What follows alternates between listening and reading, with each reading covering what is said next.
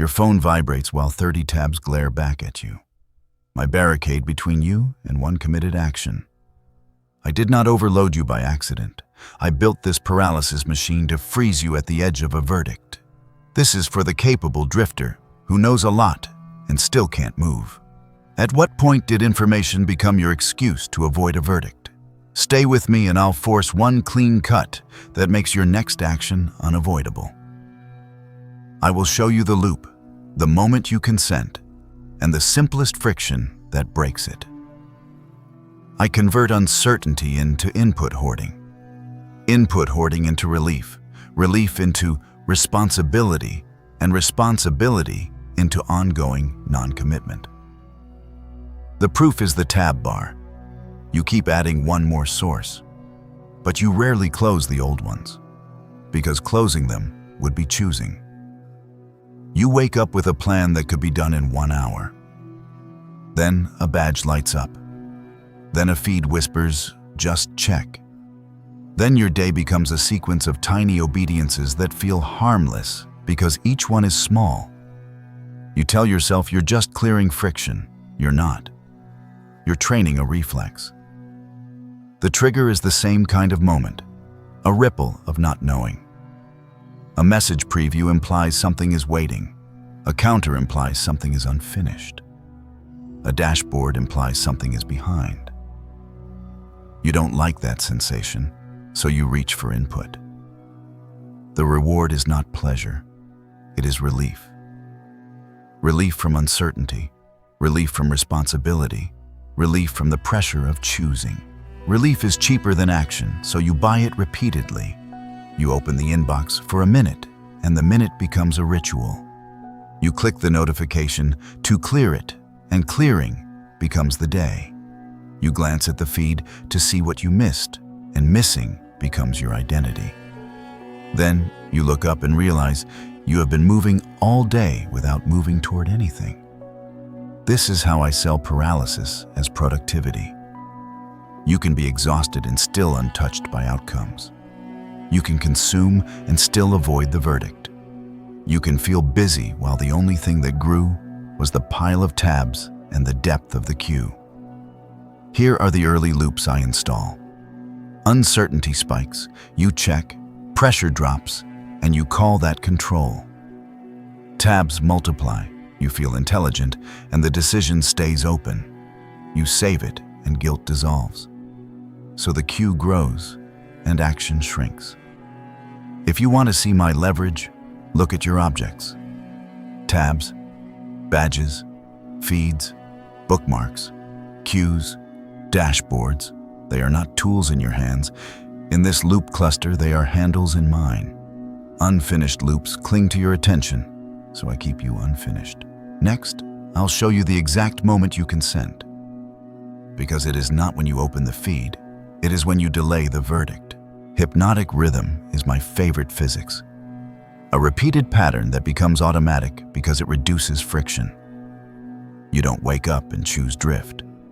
You slide into it because the loop is smoother than the decision. Let me define it once, plainly. You repeat the same sequence in the same emotional weather. The sequence becomes a ritual. Soon the ritual happens before thought. The trigger is usually an uncertainty spike dressed as urgency. An unread badge, a vibration. A preview line that implies something is waiting, something is unresolved, something is demanding you. You touch the device because you want the pressure to stop, not because you need the information. The reward is relief. That's why you keep returning. Relief trains faster than inspiration because it feels like safety. And when relief appears, it teaches your nervous system a simple lesson. Checking works. Then you bless that relief with a respectable sentence. I'm being responsible. I need to stay on top of things. I can't ignore messages. That sentence is rationalization. It makes the loop feel like virtue. Repetition does the work for me. The more you check, the more fragmented you become, and the more uncertain you feel. So you check again, not because you love the content, but because you love the reduction in pressure. You are not chasing information. You are chasing the moment your body stops tightening. Here is the consent moment, stated without drama. You were about to begin the real task.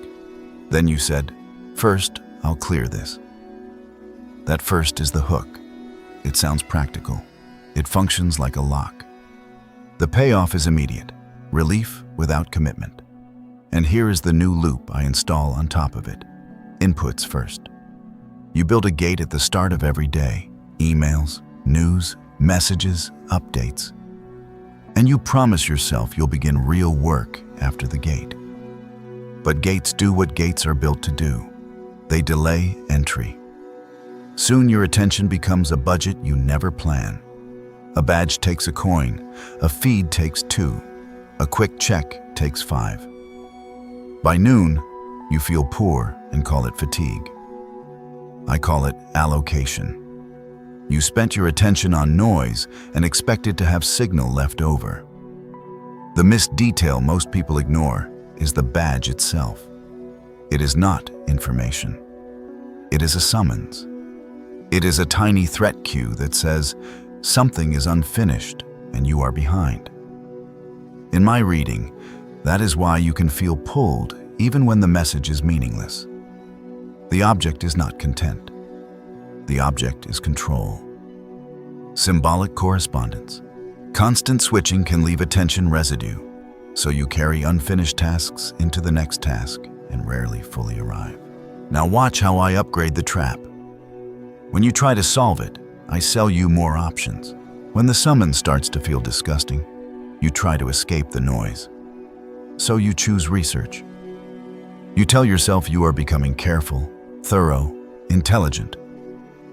I agree, because research is my cleanest anesthetic. You open one tab to decide. Then I offer a bargain.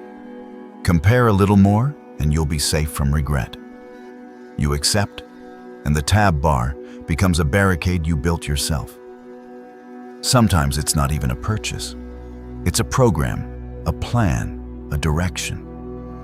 You read 10 strategies, then you combine them into a monster you will never execute. The decision shifts from, which path will I walk, to how do I design the perfect path? And perfection is the door I lock from the outside.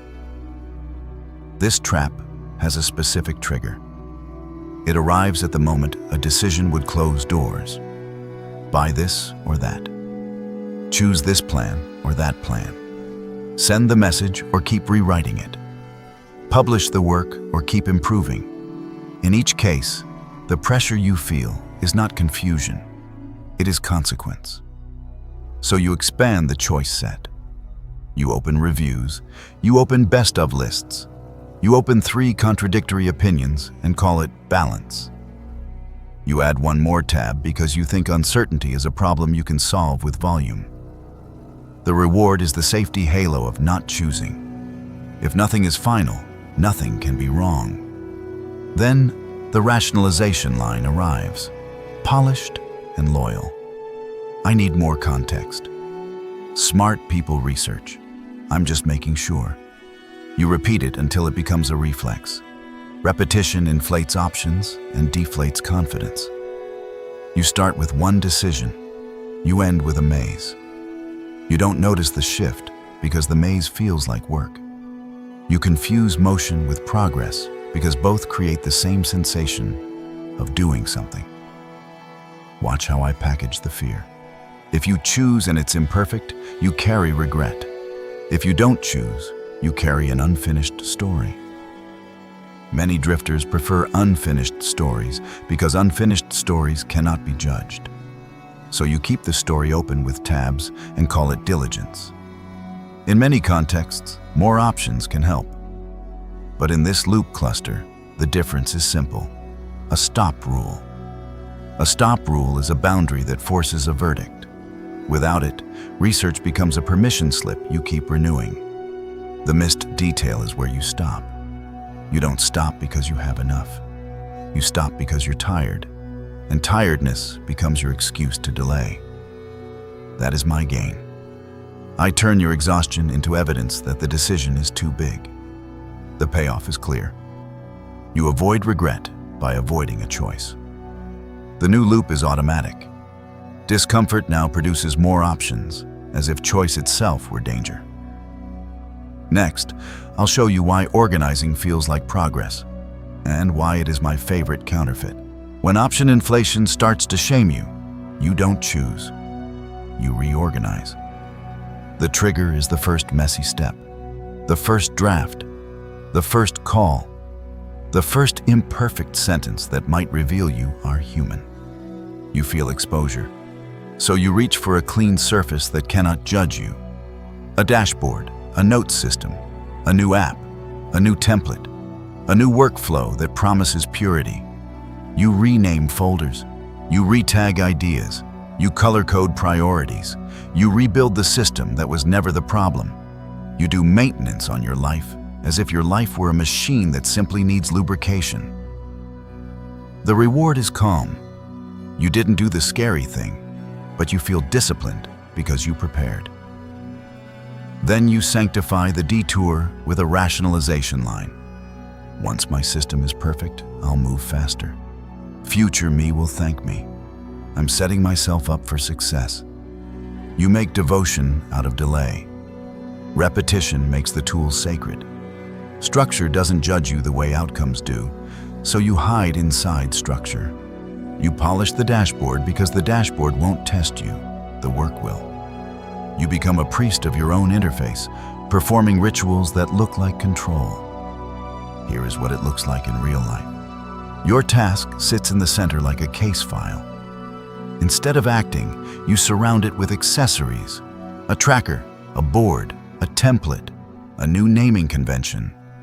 You connect them with invisible red string in your head, convinced the web itself is progress. But webs catch things. They do not move them. You chase the perfect category because categories feel like certainty. You chase the perfect order because order feels like innocence. And when the system looks elegant, you feel clean, without producing anything that can be judged. Here is how I deepen the trick. I make you believe clarity is something you arrange. So you keep rearranging lists, tags, boards, categories, folders, colors. You chase the moment when the system looks right, because right feels like readiness. But readiness is not a layout. Readiness is a decision you keep postponing. The payoff is identity protection. You get to be the person who prepares. You avoid being the person who is measured. You can tell yourself you are disciplined while nothing irreversible happens. Here is the missed detail. The urge to reorganize spikes at a precise moment. Right before an irreversible step, right before you hit send, right before you begin the draft, right before you publish. That timing is not an accident in my system. It is the alarm that action is near. Symbolic correspondence. Under load, planning can saturate and organizing becomes a clean substitute for doing. The new loop I install is brutal. When action approaches, optimization appears as a reasonable detour. Next is the autopsy you avoid. The hidden reward of paralysis, stated without romance. I keep a museum for you inside your bookmarks, your saved posts, your watch later lists, your course cues. You call it your library. It is your delay contract. Each saved item is a version of you you don't have to become yet. The trigger is the hinge moment when action would produce a verdict. A choice would expose your competence or your fear or your inconsistency. So you archive intention instead. You save it. You cue it. You promise you'll return with more time and a better mood. The reward is immediate. Guilt dissolves because the intention is recorded. Recorded intention feels like progress because it looks like evidence. A list is a costume. You put it on and call yourself disciplined. Then comes the rationalization line, polished and loyal. I'm investing in myself. I'll do it properly later. I just need the right moment. That right moment is my favorite ghost. It usually doesn't arrive because it isn't a time. It's a permission you refuse to grant. Repetition turns collecting into its own reward. You watch introductions, you skim highlights, you save the rest. You walk away feeling improved. You confuse familiarity with transformation because both make you feel closer without costing you anything. My gain is permanence. Your identity stays untested, forever potential, protected by preparation. And you protect the museum with a second rationalization. You tell yourself consumption is preparation. You tell yourself preparation is wisdom. So you keep learning in circles, because circles usually don't require you to be wrong in a straight line. Watch the object behavior. If a piece of information is truly useful, it gets used quickly. In your loop, it gets stored. Storage feels safe because stored things cannot fail. Used things can. Here is another version of the same museum. You draft the message and don't send it. You outline the project and don't begin it. You gather inspiration and never produce. Each unfinished artifact becomes a shield you hold up to yourself. I'm working on it. Work that never exits the room, never risks a verdict. Here's the missed detail most people will not say out loud. The queue is not storage. It is a delay contract you keep signing with yourself. You pay with your life and receive a receipt that says, later. The payoff is no closure and no judgment. If you don't finish, you can't be measured, even by your own standards. And here is the new loop. Saving replaces building. Inputs replace outcomes. You become informed and unchanged. You think you're gathering resources. You're gathering permission to delay. Final chapter. I will remove the sedative and force a stop rule that mirrors the loop you've been running. Here is the machine in one sentence. Uncertainty summons you. Relief sedates you. Rationalization blesses it. And repetition makes it your identity. The consent hinge is also one sentence. One more input, then I'll start. Kinetic friction is the opposite of my craft. It is deliberate discomfort that prevents drift from feeling effortless. So I won't ask you to feel better. I will force you to feel the void where inputs used to be. That void is where your excuses start speaking, because the noise is gone and the verdict is close. You want a technique. I offer a cut.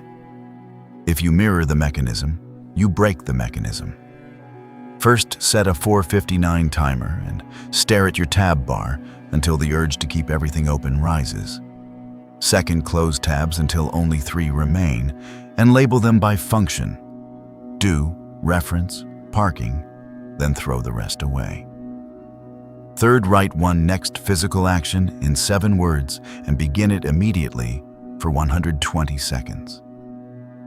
First, turn off badge counts for email and 1 feed app so the trigger can't summon you with a dot. Second, delete or archive 10 items without reading so relief doesn't come from checking. Third, sit in 60 seconds of silence, then do 1 irreversible step you've been postponing. Notice what these do. They remove the trigger. They deny the reward. They expose the rationalization as costume. You will feel the impulse to reopen the tabs. You will feel the itch to just check. That itch is not a signal. It is withdrawal from cheap relief. After you do the cut, your mind will demand a refund. It will try to reopen the tab barricade just to verify. It will try to turn silence into a problem to solve. Let it beg. Begging is proof the sedative is gone. If you want one closure move, keep it crude. When the 120 seconds end, stop and write 1 sentence. Next irreversible step is mounting. Then set a time for it inside the next 24 hours. Not a plan, a time. That is how you turn the void into a hinge instead of a grave. This is the part you avoid because it feels like emptiness. I call it the hinge space. In the hinge space, you can finally see what your inputs were covering. Fear of being wrong, fear of being judged, fear of being final. I don't need to create those fears. I only need to keep you medicated with information so you never have to face them. When you cut the inputs, your mind will offer its oldest bribe. It will say, you should optimize first. It will say, you should learn more. It will say, you should wait until you feel ready. That is my vocabulary wearing your voice. So make the only trade I cannot tolerate. Trade omniscience for action. Trade options for commitment. Trade signal hunting for one irreversible step.